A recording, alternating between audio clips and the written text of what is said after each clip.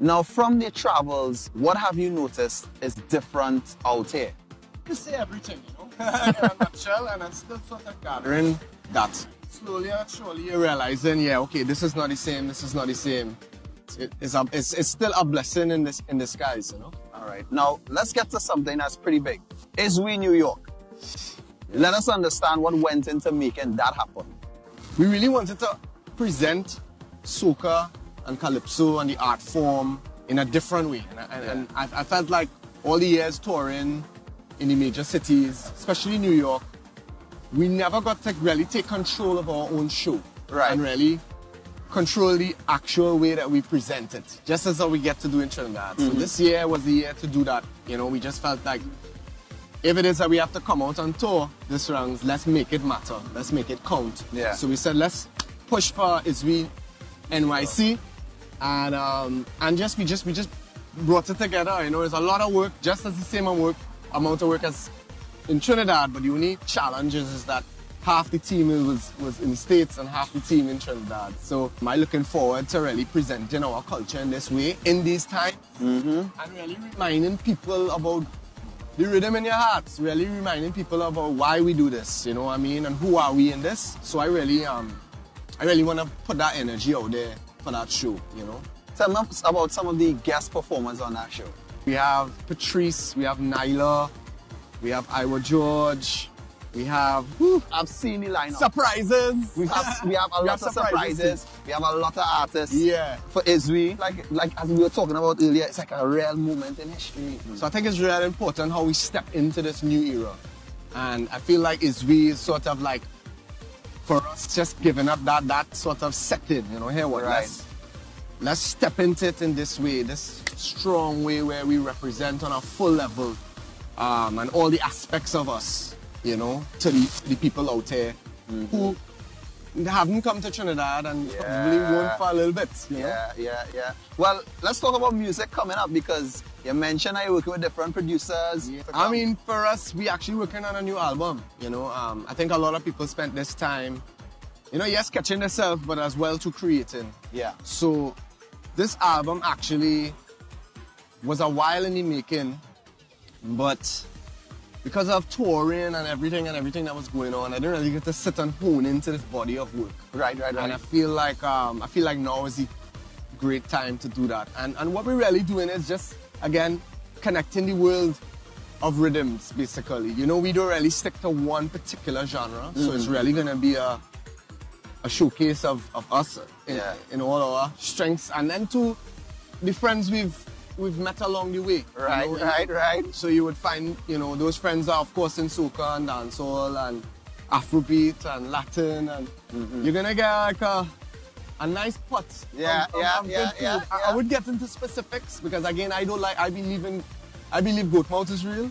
So I just want to just work and get it done, and when it's ready, it's ready. Yeah. And you know, present a body of work that I'm proud of, that represents where I'm at musically, where I could see things going. You know, really put that energy into this. All right, you know? Big.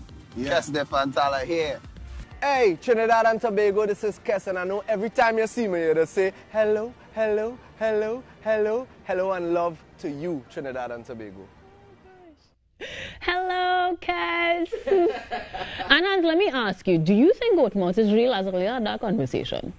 With reference to things, I mean, sometimes when you say things too loud, too publicly, it really puts a damper on the plans, because somewhere along the line, things don't go as planned, and you know. Fair. And then you also have to deal with other people's energy when you put that out there fully. So that's what I was gonna say. Goat mouth versus manifestation. Like, manifestation. They say if you say it, it will become reality. If you say it, it will become reality. So I think goat mouth could be. You just need to channel the right energy, and goat mouth becomes manifesting. You know. Think of it. Well, you have to make sure you tell the right people and manifesting it. Sometimes manifesting is saying it to yourself. Exactly. I'm not gonna say That's forget the saying it people. to yourself. You put the right energy there. But you put a lot of good energy into that chat because, I mean, I am excited about a body of work that he's going to be proud of coming forward. But one thing you didn't give me is a date. Well, no. And that's the thing. He's very tight-lipped on this album. Like, I don't know if you realize, but it was almost as if this chat about the album kind of came up because we were just discussing things even before the interview. We were just talking, just having a casual chat on the side of the road. And as you could have seen, it was technically a chat on the side of the road, sitting down. Very Trinidadian. What's that? Very Trinidadian. We do that. Very Trinity. And we having this conversation. And then we started going into the album a little bit. And he was very tight-lipped about it. He didn't want to say who's on the album publicly. He didn't want to say when the album is going to be released publicly. He just wanted people to know that it's about... It's coming. You know, the journey of Kes and all the genres that they've tackled over the years. Well, I suspect, let me goat mouth a little bit or manifest, whichever you want to go with now. Oh boy. I suspect we're going to get a good few collaborations because Kes, as he has in the show, worked with tons of celebrities across the diaspora. Right. So I know we're going to get some collaborations. I also hope that we get some visuals because I like to mackle people business. Nah, he's going to give you visuals. You know that. You know Kes is going to give you visuals. Let's goat mouth you a little bit then. What you want to do next? Let's manifest for you rather. Let me stop saying goat. Next, I'm actually going to chat with Patrice Roberts and Nadia Batson because, as you know, I think our culture is absolutely nothing without the woman behind the culture.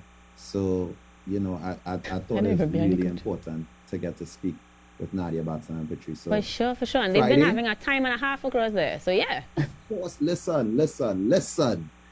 I feel like people are more in love with Patrice Roberts and Nadia Batson than they've ever been, if I'm being honest with you. I agree with you. I add that, or I attribute that largely to them letting us in on a lot more through their Instagram and their, virtual lives. Because just Nadia alone doing her blogs and her little TikToks and stuff, we saw sides of Nadia that we didn't know, and we love these sides we already seeing. So, I'm excited about that one too, Girl Power. Woohoo! So until the next one then, you stay safe, wear your mask, physically distance, wash your hands, and shower more than Americans because they don't like to.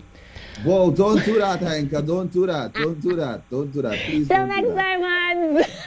Take care. Bye-bye. Bye-bye. He was ready to dust with that. And I know it's not Americans that are exclusive to the bath thing, but I just, truth in there, fellow. I feel like we should just move on.